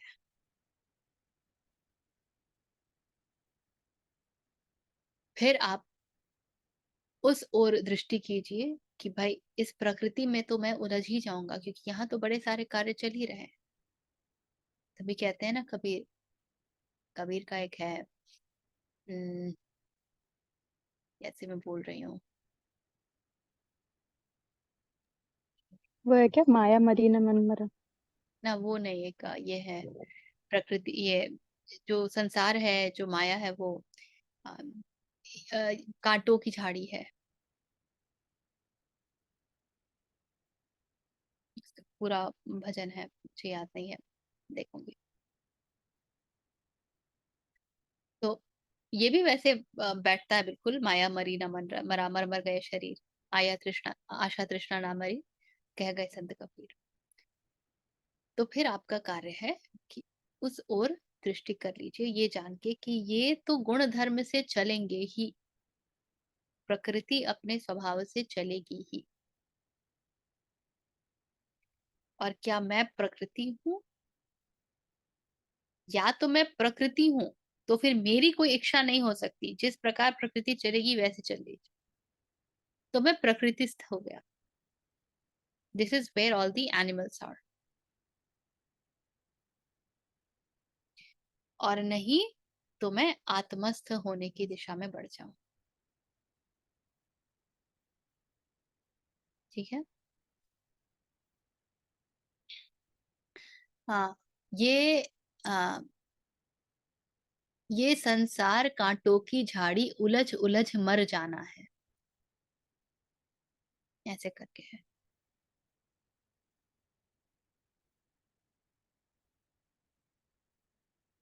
तो जिसे दिख जाए कि कांटों का बन है और इसमें तो आदमी उलझ उलझ के मर ही जाएगा। आप जितना सुलझाने का प्रयास करेंगे आप उतना ही उलझते जाएंगे। But this needs sharp intelligence to see, sharp eye, दृष्टि चाहिए होती है आगे देख पाने की।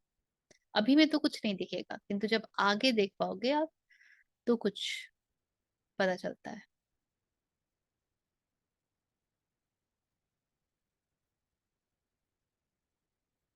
हम्म। एक और कर लेते हैं। मेरा इंटरनेट ठीक है क्या? हम्म। ओके। न दत्ते कस्यचित् पापं न चैव सुकृतं विभुः अज्ञानेनावृतं ज्ञानं तेन मुह्यन्ति जन्तवः।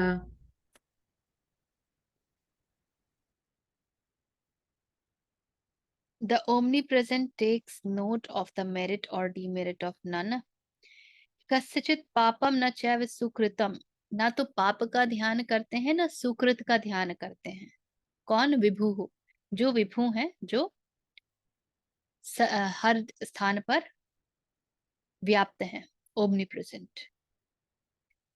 वो ना तो देखते हैं, ना आदत्ते पाप को देखते हैं, ना ही अच्छे कृत को या पुण्य को देखते हैं। अज्ञानेन अज्ञानेन आवृतम, अज्ञान में आवृत होकर के, अज्ञानेन आवृतम, अज्ञान में आवृत होकर के, आवृत इज इन्वेलप्ड, क्योंकि हम इग्नोरेंस में से घिरे हुए हैं। ज्ञानम तेन मुह्यन्ति जंतवः, अतः जो मुह्यन्ति कहाँ गया, इसका तो मुझे संधि विच्छेद नहीं समझ आ रहा है, पर इसमें कहता है कि knowledge is enveloped in ignorance, ज्ञान जो है वो अज्ञान में एनवेलप्ड है, उसमें hence do beings get deluded, अतः जो जंतु है, जो जीव है, वो डिल्यूड हो जाते हैं।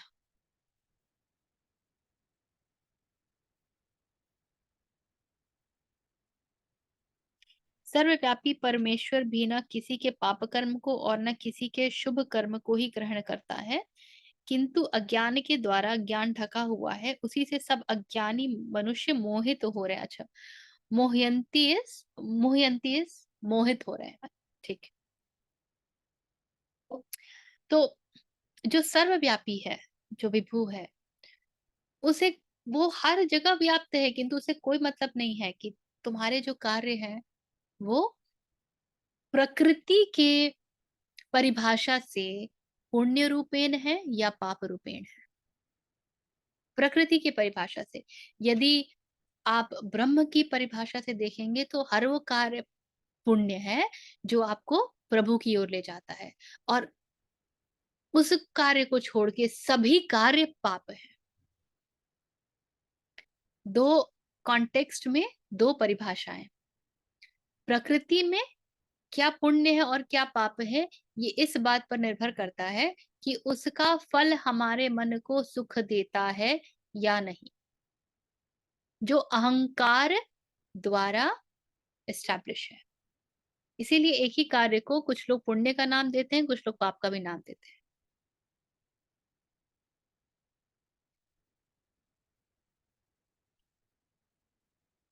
तो जो सर्वव्यापी है वो, उसे कोई अर्थ ही नहीं है प्रकृति में जो भी कार्य हो रहे हैं, जो भी कुछ तुम्हारे द्वारा हो रहे हैं, उसे तुम जो भी नाम दे दो, अच्छा या बुरा, उसे उससे कोई अर्थ नहीं है। उसकी तरफ उसकी कोई दृष्टि नहीं है, वो कुछ ध्यान नहीं देता है। उसके ऊपर कौन ध्यान देता है? उसके ऊपर तो ध्यान प्रकृति देती है, कार्य कारण की संरचना देती है, कॉज एंड इफेक्ट, कर्मफल का सिद्धांत देता है।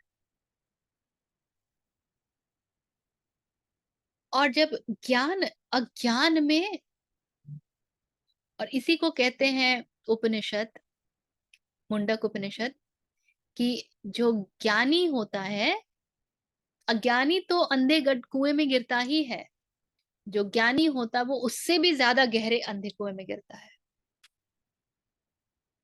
ये उसी प्रकार के ज्ञान की बात है कि जब ज्ञान जो है वो अज्ञान से ढक जाता है तो जो अंधा कुआं है वो और भी गहरा हो जाता है। क्यों? क्योंकि जो अज्ञानी है ना, उसके पास फिर भी एक संभावना है जान पाने की, क्योंकि वो ये यदि जान ले कि हाँ मुझे नहीं पता, तो उसकी संभावना बढ़ जाती है। किंतु, और ये तो हम साधारणतया भी ट्रेनिंग में बोलते हैं, the most dangerous word, I know it all.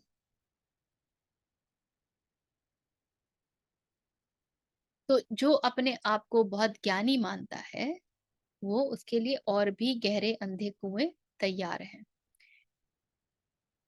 तो ज्ञान जो है वो अज्ञान में जब लिपटा हुआ होता है, तो जो जीव हैं वो क्या हो जाते हैं? वो मोहित हो जाते हैं। मोहित होना मतलब उसके वश में आ जाना। मोहित होना मतलब उसके वश में आ जाना। फिर उन्हें ना अपना ज्ञान होता है, ना वो कहाँ से आए हैं उसका ज्ञान होता है, और प्रकृति में ही वो फंस करके रह जाते हैं।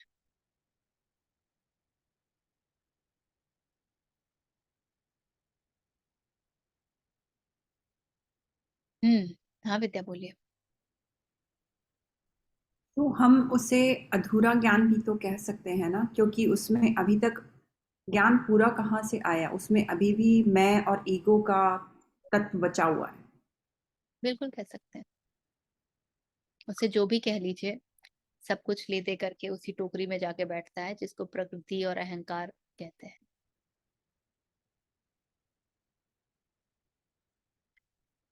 ठीक है।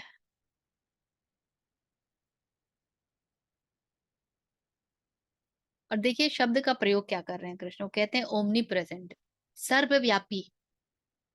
वो सर्वव्यापी है, अतः उसके पास तो पूरा पूरा स्कोप है कि भाई वो तुम हर व्यक्ति के, एक चींटी तक के हर कर्म का वो लेखा जोखा रख सकता है।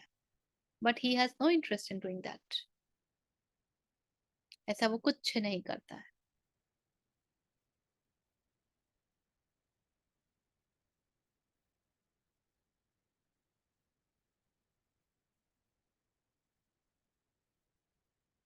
इसको ऐसे भी दृष्टि कर सकते हैं कि क्योंकि वो सर्वव्यापी है, अतः प्रकृति को भी वही बल देता है। द फोर्स बिहाइंड द प्रकृति, the force behind the Maya is that of param only.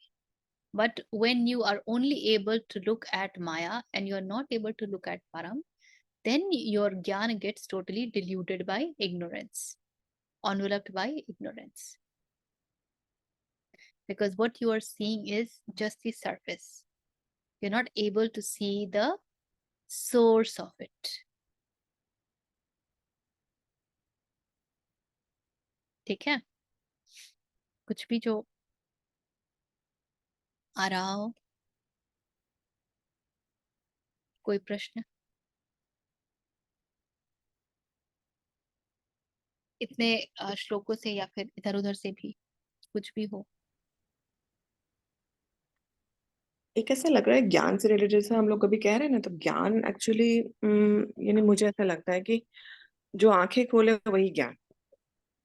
जो आंखें जो खोले ना कि हाँ ये सही गलत एंड ऑल दैट, अगर वो नहीं हो रहा है और आपका अहंकार ही बढ़ रहा है, तो मीन्स वो ज्ञान अगर मिला भी तो आपने इंटरप्रिटेशन में कहीं गड़बड़ जरूर करी है। ज्ञान अगर ज्ञान को समझना भी एक उतना ज्ञान ही। है जो आपको स्वधर्म की ओर ले जाता है, और एक ज्ञान है जो आपको माया में उलझाता है।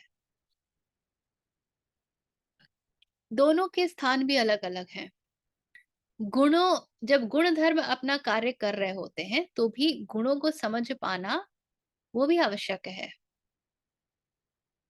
तो उस ज्ञान का इस संसार में महत्व है। वो संसार का ज्ञान है और उसका महत्व भी संसार में ही है।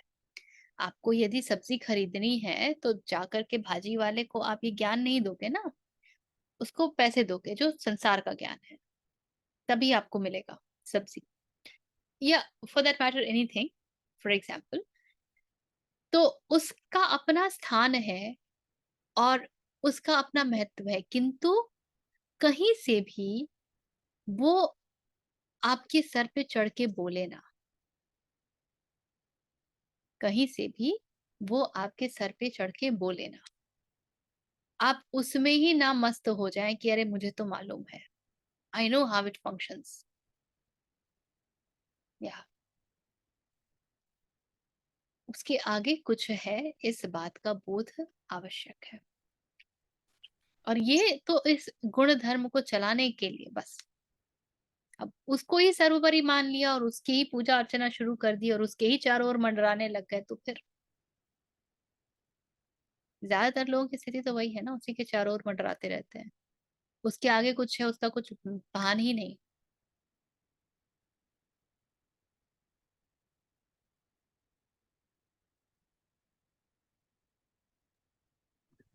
मुझे पिछले श्लोक में कुछ कंफ्यूजन है। 14 में न कर्म फल संयोगम, मतलब उसे कर्म फल के संयोग की रचना भी उसने नहीं की है, ये कहा है, राइट? कर्म का फल तो मिलता है, ये और है कि हम उसकी आशा नहीं करते या उस पे अधिकार नहीं हमें समझना है, लेकिन फल तो मिलता है। तो फिर यहाँ ऐसा क्यों कहा है कि वो उस फल के संयोग की रचना परमात्मा ने नहीं की है? दिन क्योंकि वो कौन दे प्रकृति रहा का है? कार्य है। कार्य कारण करते हैं, वो तो प्रकृति का कार्य, वो तो प्रकृति के नियम के अधिकृत है ना। कोई भी कार्य हो रहा है तो उससे प्रकृति के सारे नियम तो लागू हैं। आप हम्म कभी भी अगर कुछ नीचे गिराओगे तो वो ऊपर तो नहीं चला जाता है ना, प्रकृति के नियम के अधिकृत है। तो उस नियम से जो भी होना है वो तो होगा ही। और प्रकृति के बड़े सारे मौन नियम हैं, बड़े सारे ऐसे नियम हैं जो कि सिर्फ मैटर पे, जो कि लॉज ऑफ मोशन से आगे की हैं। तो वो उसके उसके अनुसार रहेगा उसके फल। उसमें कृष्ण का क्या कार्य है? कृष्ण को उन सब से कोई अर्थ नहीं है। वो माया का है, माया के रहेंगे। इसीलिए जब आप कृष्ण के पास जाते हो ना, तो कर्म के फल आना बंद नहीं होते हैं, क्योंकि कर्म फल ग्रहण करने वाला खत्म हो जाता है, इसीलिए फल नहीं लगते। आपने तीर छोड़ा और उसके बाद आपको समझ आया कि ये गलती हो गई, और फिर आप उस कर्ता भाव से निकल गए, तो ऐसा तो नहीं है कि तीर लगेगा नहीं, तीर तो लगेगा। किंतु तीर से जो भी फल आएगा वो आपको कष्ट नहीं देगा, क्योंकि आप ये जान चुके हो कि तीर छोड़ने वाले आभा वर्जन 1 थी, पर अभी आभा वर्जन 2 खड़ी है।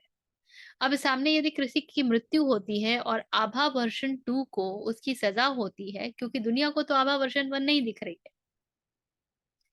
तो आभा वर्षन 2 इस बात को लेके कभी दुखी नहीं हो सकती कि उसने गलत तीर छोड़ा था। आभा वर्षन 2 को पूर्णतया ज्ञान है कि तीर छूटा है तो उसका फल तो लगेगा ही।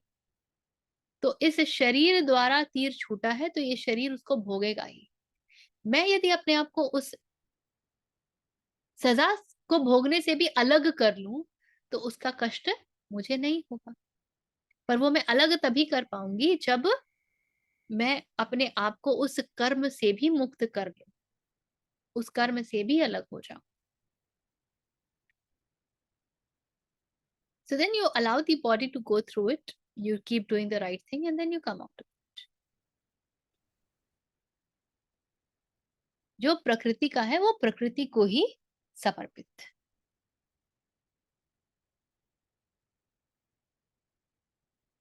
ठीक है।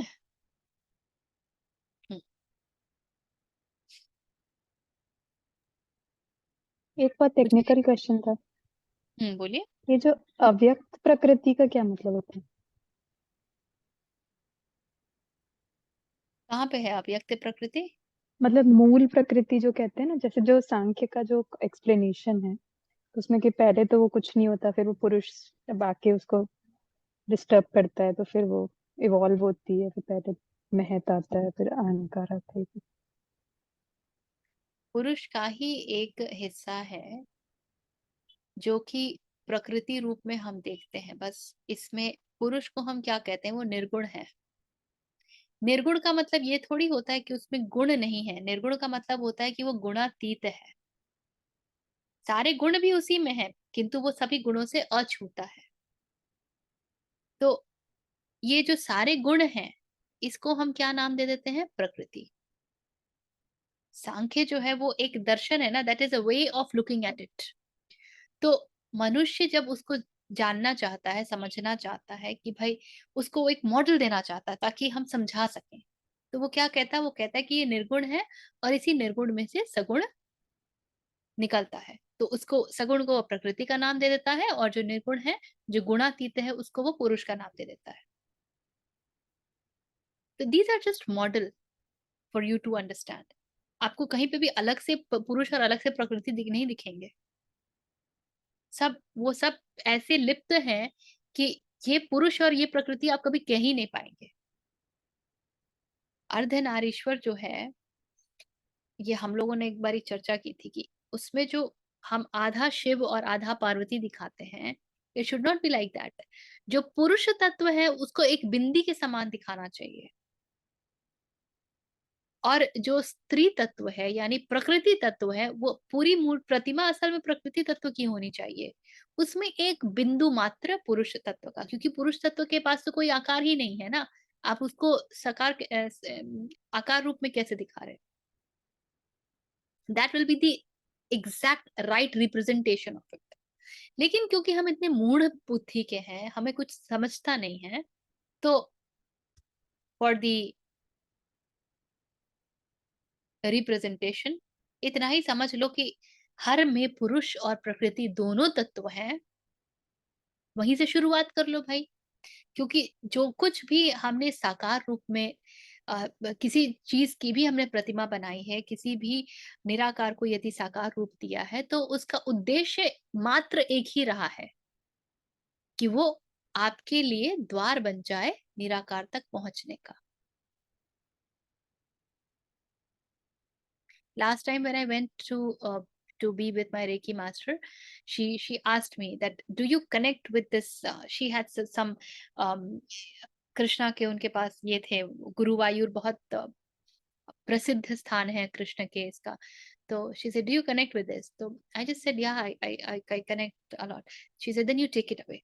I said, no, I don't need it. She said, no, you take it away because I'm moving towards the without form thing. I'm just working on being without to be without form. So if that, तो इसीलिए हम कहते हैं कि जो भी मंदिर परिसर है ना, उसमें डेटी जो प्रतिमा है उसको देखना महत्वपूर्ण नहीं होता है। अगर आप प्रतिमा को देखने गए हैं तब तो आप रूप देखने गए हैं। आप उस स्थान पर बैठिए, उस स्थान की कुछ गुणवत्ता है। You be in the vicinity of it, उसके आंगन में बैठिए आधे घंटे, and just be observant. Allow your mind to go silent and be in that meditativeness. तब आपके साथ कुछ हो जाएगा, तब आपको कुछ कौंध जाएगा, तब आपको कुछ मिल जाएगा। पर वहां पे अगर फूल माला लेकर के सिर्फ मूर्ति दर्शन के लिए गए हैं तो आपको कुछ नहीं मिलेगा। आप मूर्ति दर्शन करेंगे, बड़ा सुंदर है, सुसज्जित है, ऐसा है वैसा है, और चले आएंगे, फिर आप मंदिर से कुछ लेके नहीं आ पाएंगे।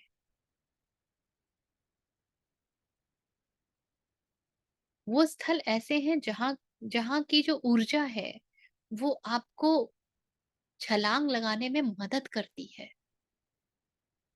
तो उस ऊर्जा के साथ थोड़ा सा एकीकार हुई, जो आपके भीतर ग्रॉसनेस है उसको थोड़ा ढीला छोड़िए and move towards the subtle. That is what the temple is for. लेकिन हम तो वापस जाकर के फॉर्म में अटक जाते हैं, ग्रॉस के हैं, ग्रॉस में अटक करके घूम के चले जाते हैं। वो तो हमारे लिए एक यात्रा हो जाती है बस, टूर्स एंड ट्रेवल्स। इसीलिए ये नहीं कभी कहा जा सकता है कि मैं उस मंदिर में जा चुकी। उस स्थान पर आप बार बार जाएं। Why? Because you need to move from gross to subtleness. आप जहां अपने संसार में वापस आते हैं, आप वापस ग्रॉसनेस में चले आते हैं। वहां पर सटलनेस को होल्ड कर पाना, सूक्ष्मता के साथ रह पाना बड़ा कठिन होता है।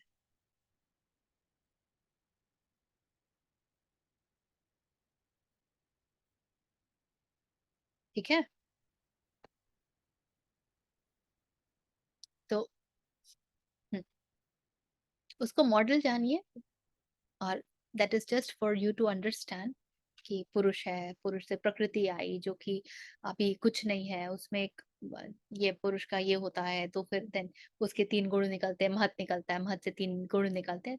That's a model created for you to know मुझे शुरुआत कहाँ से करनी है।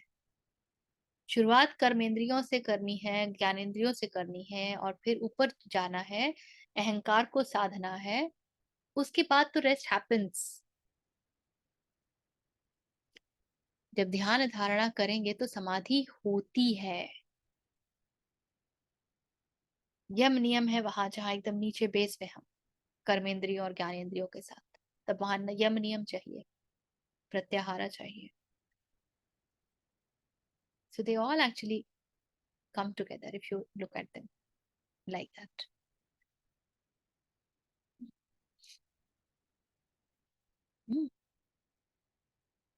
और कुछ?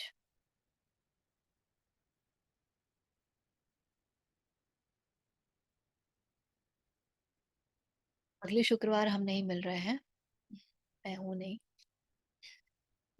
उसके अगले शुक्रवार मिलेंगे। स्वाध्याय चालू रखिए। अच्छा, फिर एक क्वेश्चन और पूछ लेती हूँ। बोल, क्या अगले शुक्रवार तक के लिए पार्क किया रचा? हद हो गई। बोलिए। नहीं, मुझे लगा 10 बज गए ऑलरेडी।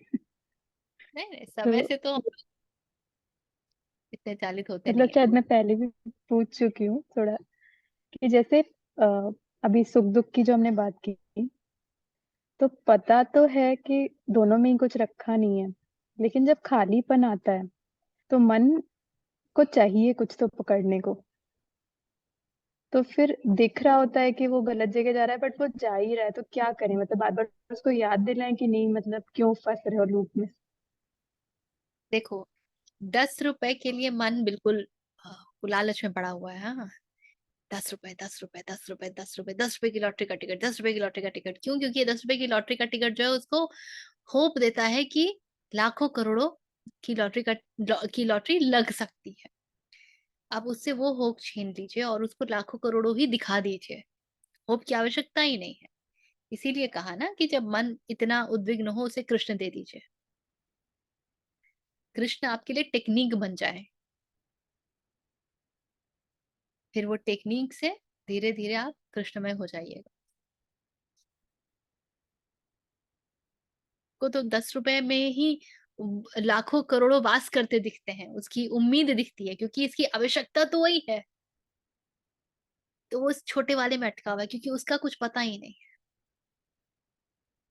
तो जो लोग गीता के निकट नहीं आए हैं, उनको नहीं पता है कि ब्रह्म भी कुछ है और वहां तक भी पहुंचने की संभावना है। पर हम लोग को तो यहाँ पे इतनी इतनी बुद्धि तो जरूर खुल गई है कि संभावना तो है। तो हम कृष्ण नाम का झुंझुना थमा देते हैं। करो सुमिरन, करो सुमिरन।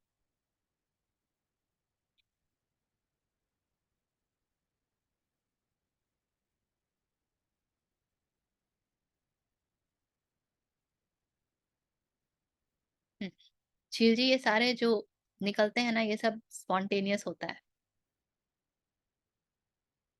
हाँ, मैं ऐसा भयानक फंसती हूँ ना, लोग मुझे जब कहते हैं प्लान करो, क्या बोलना, मेरे पास कुछ बोलने को बचता ही नहीं है।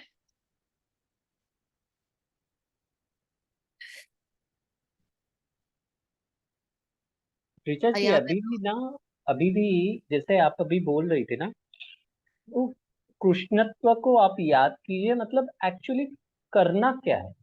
आपने अभी बोला सिमरन करो, ठीक है, तो कृष्ण कृष्ण ऐसे ऐसे हाँ, बोलने से तो काम नहीं होगा। वही बस उसको गूंजने दीजिए ना, पहले गूंजने तो दीजिए, देखिए कैसे काम होता है कि नहीं होता है। आप निष्कर्ष पर पहले पहुंच गए। हाँ हाँ, मैंने पढ़ा, इसके लिए मन निष्कर्ष पे जो है था। इतना डरता है ना, मन हाँ इतना डरा हुआ है कि जब तक उसको परिणाम नहीं दिखाइएगा, वो कुछ करना ही नहीं चाहता है। उसको ना श्योरिटी चाहिए, गारंटी वारंटी चाहिए। परफेक्ट, सही बोल रही हैं। गारंटी दीजिएगा तभी वो कुछ करेगा। हम्म।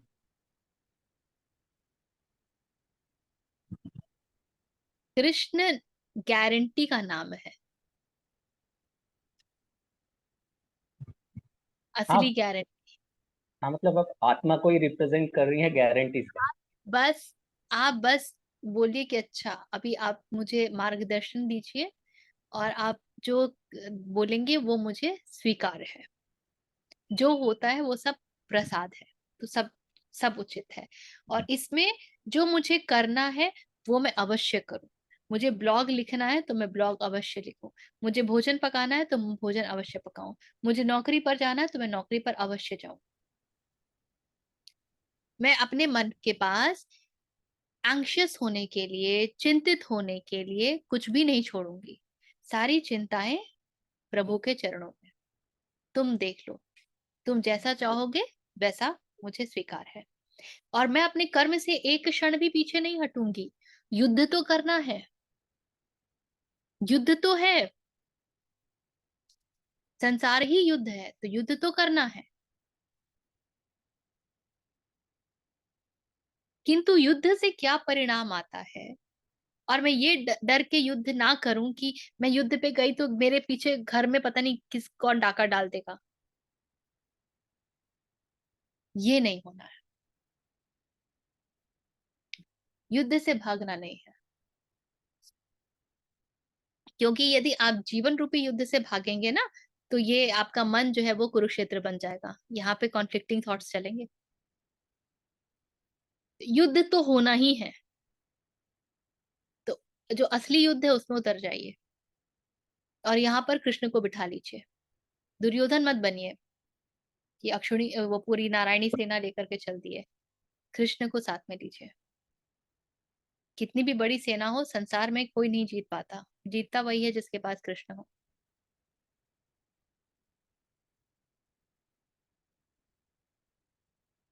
मुझे ये तब कभी भूलता ही नहीं है। आचार्य जी ने कहा था एक बार कि युद्ध तो हर क्षण है ही ना, तो कृष्ण के साथ खड़े होकर लड़ो। विपरीत स्थल पर क्यों खड़े होकर के लड़ते हो? कौरवों के साथ खड़े होकर के क्यों लड़ते हो?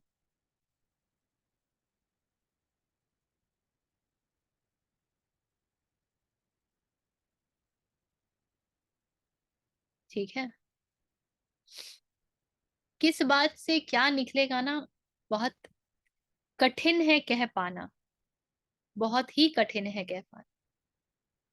आपको कब कैसे व्यक्ति मिल जाए जो आपको मदद कर दें, कब किस दिशा से मदद आ जाए और कब किस दिशा से चुनौती भी आ जाए, क्योंकि हर एक चुनौती आपके लिए एक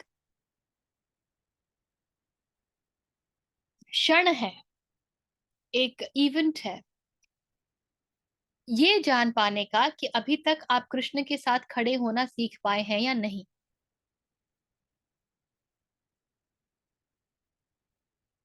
तो उस क्षण में आप बह भी सकते हैं माया के साथ, और सशक्त हो करके, इंद्रियों के वशी हो करके आप खड़े भी हो सकते हैं कृष्ण के साथ। मित्र बुला रहे हैं, चलो पार्टी में चलो, मैं माया में फंस करके पार्टी में भी जा सकती हूँ और कृष्ण के साथ रहकर आराधना भी कर सकती हूँ।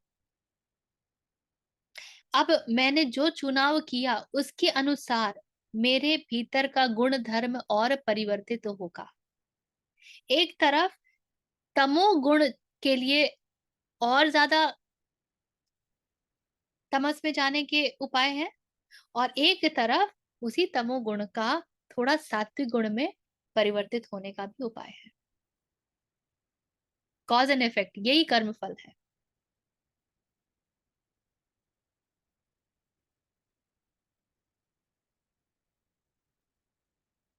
हम्म। तो युद्ध से कभी मत भागिए। जीवन जन्म ही लिया है तो युद्ध के लिए।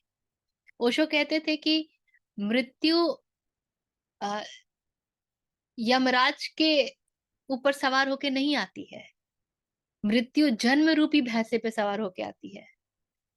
क्योंकि जन्म लिया है तो मृत्यु तो सुनिश्चित है। शारीरिक रूप में जन्म लिया है तो शारीरिक मृत्यु तो सुनिश्चित है। तो घबराना किस बात का? क्योंकि हमारी जो हमारा बड़े से बड़ा डर होता है ना, वो मृत्यु, शारीरिक मृत्यु का ही होता है। आप कुछ भी करिए, आप देखिए, आप मन के मरने के बारे में कम डरते हैं। आग में उंगली डालते हैं तो मन के मरने के बारे में सोचते हैं। भोजन नहीं मिलेगा तो शरीर मरता है ना, मन काहे को मर जाता है। लेकिन हमारे मन में ऐसे ऐसे विचार आएंगे जो सारे रसायन छोड़ेंगे, all the hormones and all the wrong thing will get activated. Absolutely. Each moment we are preparing for death, consciously or unconsciously. तो चुन कर करके शारीरिक मृत्यु की तैयारी कीजिए, और फिर जो कबीर कहते हैं वैसे मरिए। कहते हैं कि मरण मरण सब ही करें, मरण न जाने कोय, मैं कबीरा ऐसा मरण मरा, दूजा जन्म न होए। तो इस शरीर में रहते हुए ही ऐसे मर जाइए कि अब शरीर के दूसरे जन्म की कोई संभावना ही नहीं बची।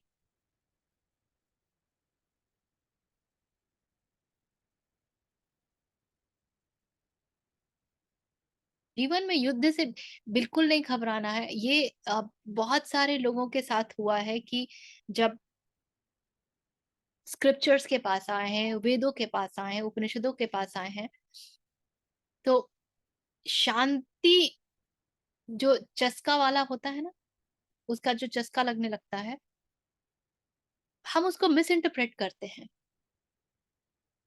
और उपनिषदों से गीता इस बारे में बड़ी विशिष्ट है, क्योंकि उपनिषद जो है वो गुरुकुल के एक माहौल में, वातावरण में हुए, जब कुछ ऐसे शिष्य हुए जो विलक्षण प्रश्न पूछने लगे, और तब जब गुरुओं ने बताया तो वो उपनिषद रूप में आया। तो वो वातावरण ही अलग था। वहां तो पूरा पूरा मन के ऊपर कार्य हो रहा था, यम नियम हो रहे थे। जो 12 वर्ष की आयु में ही जो छात्र आ जाते थे गुरुकुल में, तो वो झाड़ू लगा रहे हैं, अपना सारा कार्य कर रहे हैं। क्यों कर रहे हैं? यम नियम के लिए कर रहे हैं ना। भोजन के ऊपर नियमबद्धता है, सोना कब है, उठना है, उसके ऊपर नियमबद्धता है।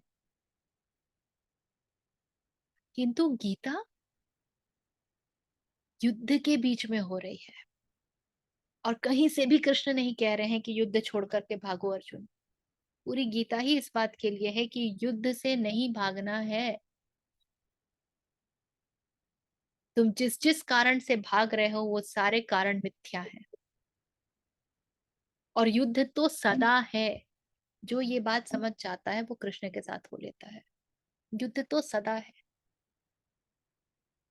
और जो ये बात नहीं समझता है ना, वो भागता भी है और अपने आप को स्लिप होने के पूरे मायने देता है। वो इंस्टाग्राम में लटका रहेगा, यूट्यूब में लटका रहेगा, वो युद्ध नहीं कर सकेगा। वो अपने आप को इस सक्षम ही नहीं बनाता है कि वो युद्ध कर सके।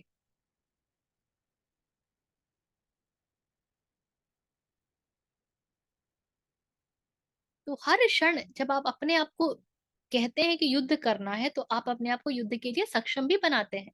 युद्ध करना है, अस्त्र शस्त्र से चलाना ही नहीं आता तो कैसे युद्ध कर लोगे भाई?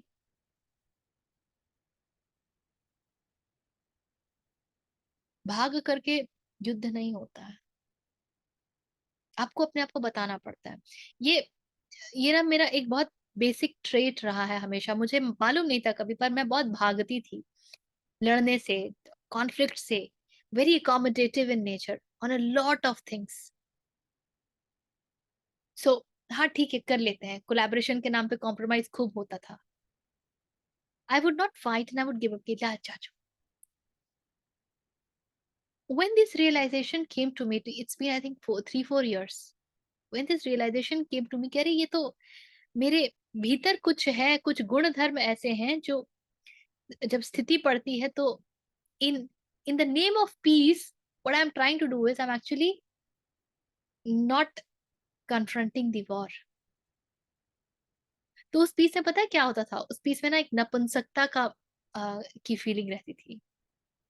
I miss something. मैंने कुछ किया जो उचित नहीं था। And when I learn this behaviour of mind, I understood this. ये जब मेरे इस पे जब प्रकाश पड़ा कि ये एक बिहेवियर है जो मैं हमेशा रहती हूँ, then I started pushing myself कि अच्छा ठीक है, जो होगा देखा जाएगा, आई हैव टू फाइट। तो मुझे बहस भी करना होता ना, मैं बहस कर लेती हूँ यदि मुझे वो सत्य के लिए बहस करना है। बेफालतू का बहस करना है तो फिर मैं चुप भी रह जाऊंगी। और कहीं कहीं जहां आवश्यक है वहां बहस भी करूंगी, क्योंकि मुझे पता है कि यदि मैंने ये नहीं बताया कि मुझ में क्षमता है आपके कुतर्कियों को देखने की, समझने की, जानने की, तो सामने वाला तो मुझे महामूर्ख समझ लेता है। फिर तो वो अपने और अलग अलग तरीके चलाने लगता है। तो संसार में आवश्यकता अनुसार स्वतः कर्म, निष्काम कर्म,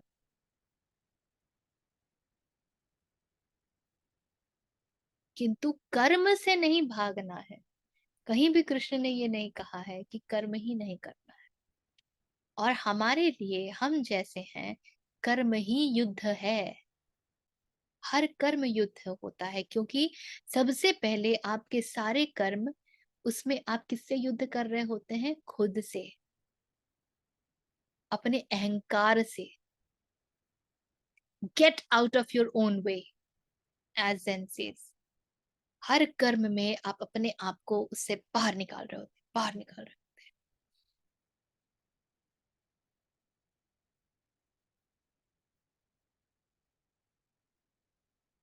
So that's the biggest fight actually। उससे बड़ा तो कोई युद्ध होता ही नहीं है।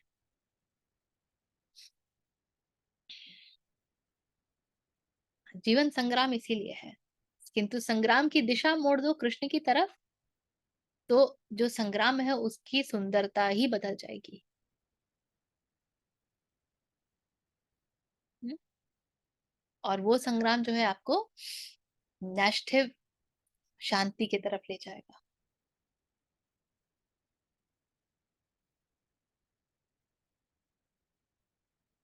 ठीक है, चलिए।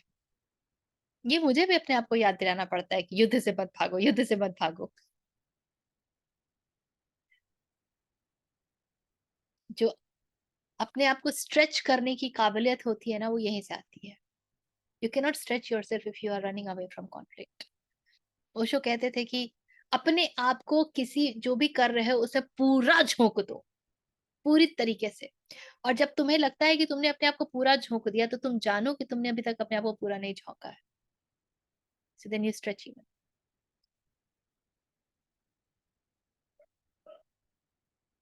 चलिए, Let's sit straight. Take a deep breath. If you know, you can chant along. Om Purnamadah Purnamidam Purnat Purnamudachyate Purnasya Purnamadaya Purnameva Avashishyate. Om Shanti Shanti Shanti.